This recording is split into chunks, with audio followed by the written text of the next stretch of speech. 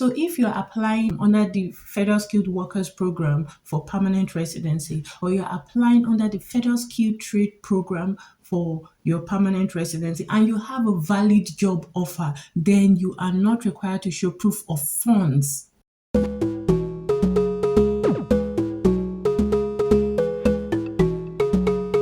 Hello and welcome back to my channel. If you're new here, my name is Sandra Ogbonna. I live in the province of Alberta, Canada, particularly in Edmonton, which is the capital of Alberta. I like to vlog about life in Canada and provide helpful tips that could help in settling into Canada seamlessly. In today's video, I'll be talking about how to show proof of funds if you plan to migrate to Canada using the express entry pathway. I'll be talking in detail about who needs to show this proof of funds, because yes, there are people who can apply using the express entry pathway who do not need to show proof of funds. Yes, the requirement is there, and then there are those who actually need to show proof of funds. I'll be talking about how to show this proof of funds. I'll be talking about how much you need to show as per 2023 is a new year, right? You need to be up to date with the current amounts that need to be proven in terms of proof of funds. So how much do you need to show? I'm talking about how do you show it, like evidence, because yes, you're proving and it's evidence that you're actually putting out there. There are two categories of people who actually need to show proof of funds. These are the Federal Skilled Workers Program applicants, those who are applying using the Federal Skilled Workers Program pathway, and then the Federal Skilled Trades Program pathway. First of all, Federal Skilled Workers pathway program actually has to do with foreign professionals who are skilled and trained outside of Canada but plan to immigrate to Canada and to settle into Canada permanently. The Federal Skilled Trades Program pathway actually has to do with people who are skilled, in different walks of life outside of Canada, but plan to migrate to Canada and to live and settle into Canada permanently. These are the groups of people who have to show funds, or who have to prove that they have the required funds to settle into Canada when they arrive. So who does not need to show proof of funds for immigration to Canada? If you're applying for PR under the Canadian Experience Class Program of Express Entry, then you do not need to provide proof of funds. These are people who have lived and worked in Canada for at least 1 year. So if they have been in Canada and they have had the right to, be in Canada for like 1 year, and they have worked for that period of 1 year, then they do not need to show proof of funds. For example, students who have actually been in Canada, who have studied in Canada, and who in the course of their studies have actually worked while in Canada. When they're applying for their own PR, they are not required to show proof of funds again. But when they were actually applying to become students in Canada, they were required to actually show proof of funds. Yes, so that's something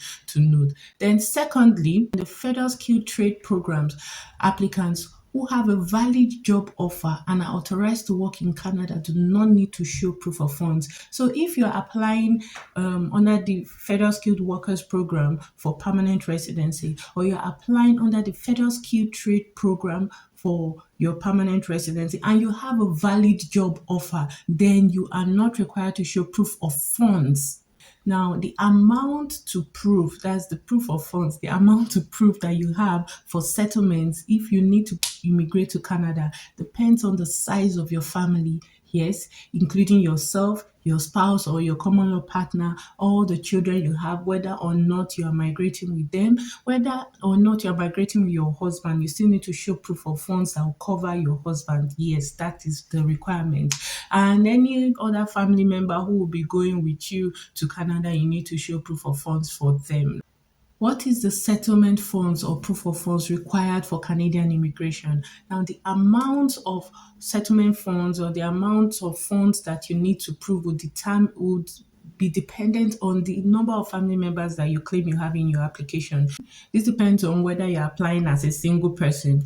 And if you're applying as a single person, proof of funds would be less. If you're applying as, a couple, you or your husband or your wife or your common law partner, then of course it would increase a bit. If you're applying as a family, with your children, there are certain required amounts that you need to prove. Basically, what I'm trying to say is that the amount of settlement funds you need to prove is dependent on how many family members you claim to have, or how many family members you have already put out there that you have. As of June 2022, the minimum settlement funds you need to bring when immigrating to Canada are as follows. So if it is just for one person, you'll be looking at 13,310 Canadian dollars for just a single applicant.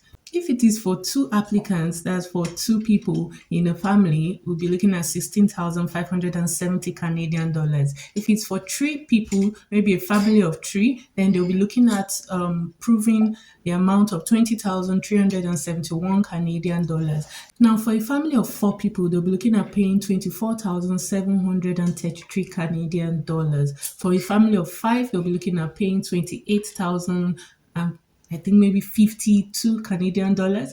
And for a family of six, they'll be looking at paying 31,638 Canadian dollars. For a family of seven, they'll be looking at paying 35,200 Canadian dollars. For each additional family member that you intend to add to your application, you'll be looking at proving an additional 3,586 Canadian dollars. So how do you show proof of funds for the Canadian immigration application, or how do you show proof of funds? You will need to show proof of funds in the form of official letters from your bank. So for example, your bank statements, which will have the official letterhead of the bank or financial institution, whichever one. The bank's contact information has to be on that document. Details of the banking and investment accounts that you have with the bank, and your outstanding debts with the bank, including loans. So basically, you will need to just be proving that your financial institution has given you a documentation that proves that you have the funds that you need to apply and to settle down with those funds if you are given your PR.